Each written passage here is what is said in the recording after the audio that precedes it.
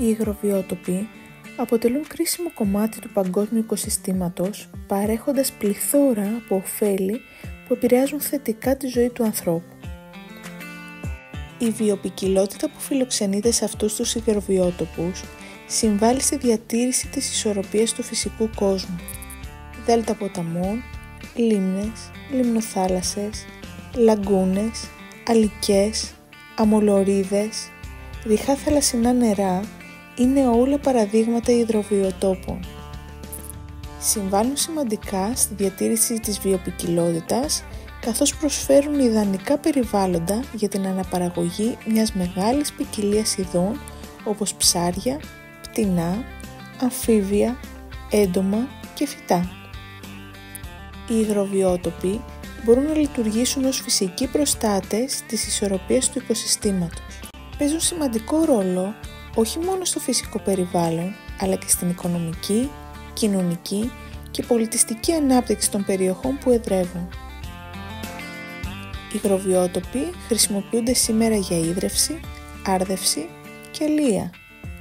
Πολλοί θεωρούνται μελλοντικοί ταμιευτήρες πόσιμου νερού. Το ενδιαφέρον στρέφεται σε αυτές τις περιοχές εξαιτίας της αλόγιστης χρήσης υδάτινων πόρων που έχουν δημιουργήσει προβλήματα όπως η φαλμύριση υπόγειων νερών. Οι υγροβιότοποι λειτουργούν ως φυσικά φίλτρα για το νερό. Οι οργανισμοί στους υγροβιότοπους μπορούν να απορροφήσουν τοξικά συστατικά και να βελτιώσουν την ποιότητα του νερού, μειώνοντας ακόμα και το διοξείδιο του άνθρακα. Επιπλέον, διαδραματίζουν ένα σημαντικό ρόλο στην πρόληψη πλημμυρών. Χάρη στη μικρή μορφολογική τους κλίση, σε περιόδους βροχής, οι υγροβιότοποι λειτουργούν σαν φράγματα και αποθηκεύουν ποσότητα νερού, μειώνοντας τον κίνδυνο της πλημμύρας. Η ύπαρξη φυσικής βλάστησης συμβάλλει επίσης στη μείωση της ταχύτητας του νερού, ενώ παράλληλα εμπλουτίζονται οι υπόγειοι υδροφόροι ορίζοντες. Στους υγροβιότοπους αποτίθεται και το ίζημα που μεταφέρεται από τα ορμητικά νερά.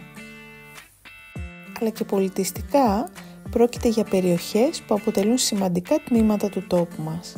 Είναι πηγές έμπνευσης για την τέχνη, τη λογοτεχνία και αποτελούν τόπους αναψυχής.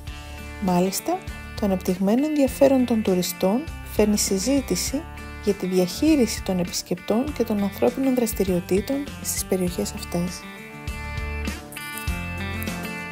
Οι υγροβιότοποι έχουν επιστημονική και εκπαιδευτική αξία.